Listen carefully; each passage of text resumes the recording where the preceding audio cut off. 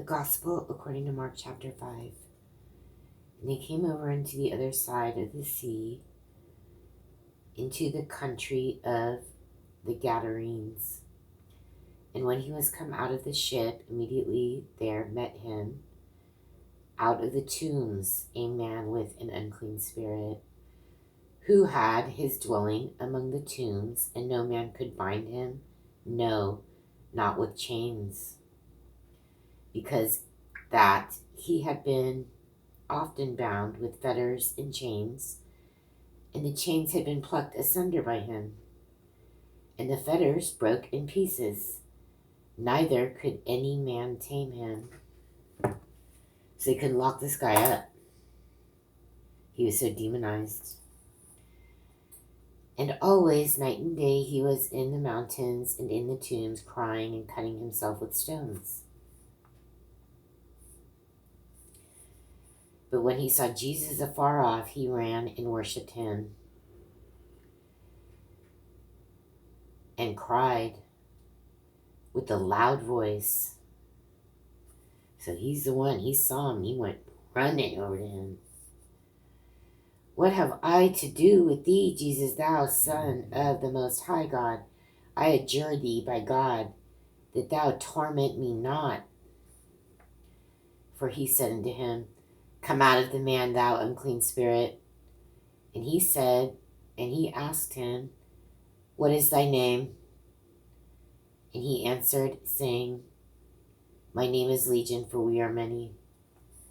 And he besought him much that he would not send them away out of the country. Now there was there nigh unto the mountains a great herd of swine feeding. And all the devils besought him, saying, Send us into the swine, that we may enter into them. And forthwith Jesus gave them leave, and the unclean spirits went out and entered into the swine. And the herd ran violently down a steep place into the sea. There were about 2,000, and were choked in the sea. And they that fed the swine fled, and told it in the city and in the country, and they went out to see what it was that was done. And they come to Jesus and see him that was possessed with the devil and had the legion, sitting and clothed and in his right mind. And they were afraid.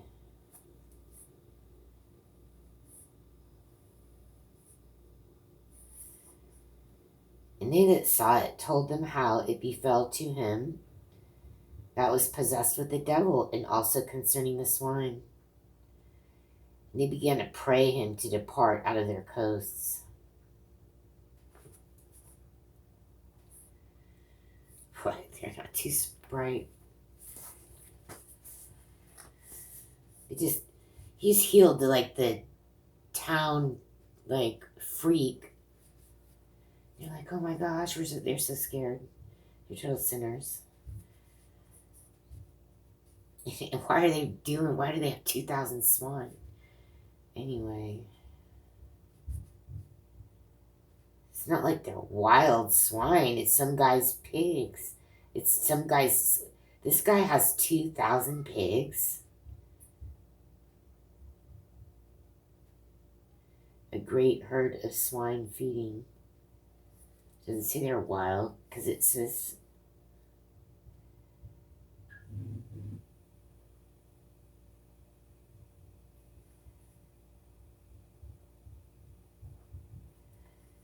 where'd that part go that said the people that were feeding it? Am I seeing things? I can't see anything.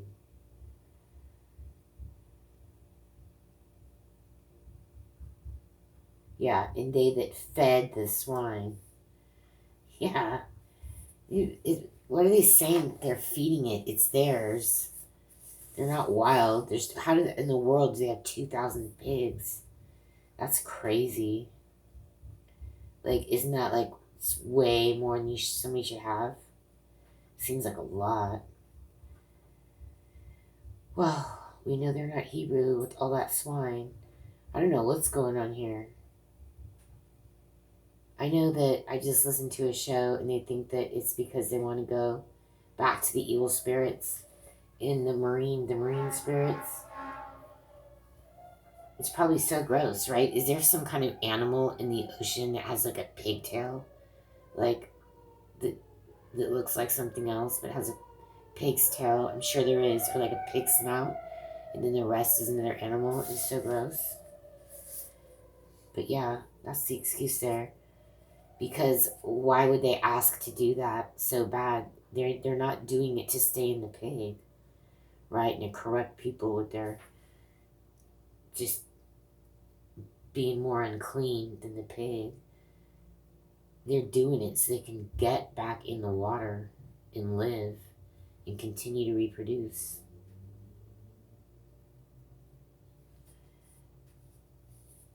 When he was coming to the ship, he that had been possessed with the devil prayed him that he might be with them.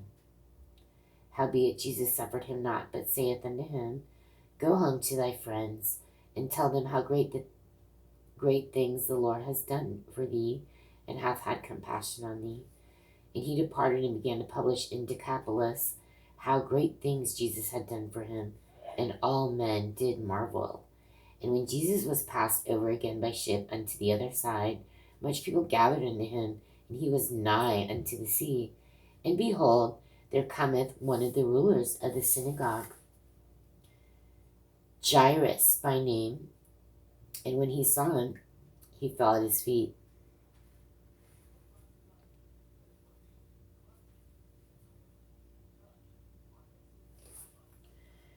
and besought him greatly, saying, My little daughter lieth at the point of death. I pray thee, come and lay thy hands on her, that she may be healed, and she shall live.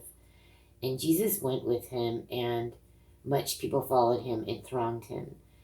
And a certain woman, which had an issue of blood 12 years, and had suffered many things of many physicians, and had spent all that she had, and was nothing bettered, but rather grew worse, when she had heard of Jesus, came into the press behind, and touched his garment. For she said, If I may touch but his clothes, I shall be whole. And straightway the fountain of her blood was dried up, and she felt in her body that she was healed of that plague. And Jesus, immediately knowing in himself that virtue had gone out of him, turned him about in the press, and said, Who touched my clothes?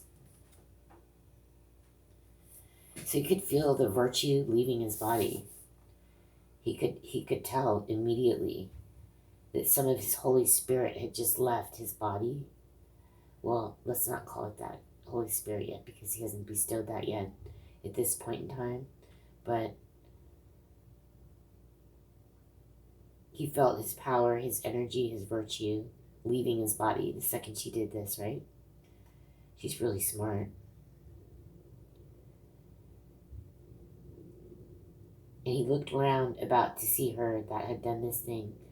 But the woman, fearing and trembling, knowing what was done in her, came and fell down before him, and told him all the truth. She knew she was cured. She felt it right away.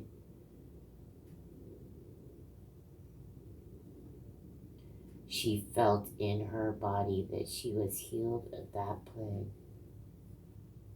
And straightway the fountain of her blood was dried up, and she felt in her body that she was healed of that plague.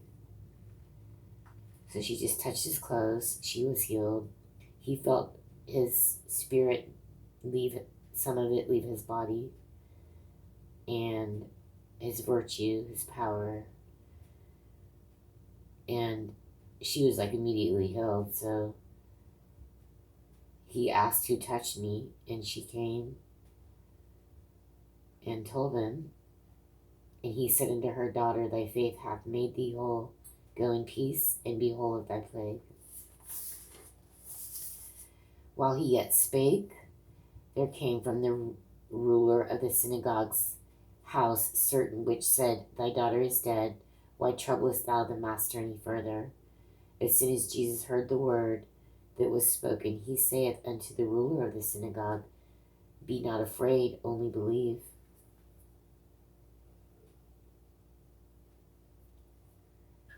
And he suffered no man to follow him, save Peter and James and John, the brother of James. And he cometh to the house of the ruler of the synagogue, and seeth the tumult, and them that wept and wailed greatly. And when he was come in, he saith unto them, Why make ye this ado and weep? The damsel is not dead, but sleepeth. And they laughed him to scorn. But when he had put them all out, he taketh the father and the mother of the damsel, and them that were with him, and entereth in where the damsel was lying. And he took the damsel by the hand, and said unto her, Talitha cumi, which is, being interpreted, Damsel, I say unto thee, arise. And straightway the damsel arose and walked, for she was of the age of 12 years. And they were astonished with a great astonishment. And he charged them straitly that no man should know it, and commanded that something should be given her to eat.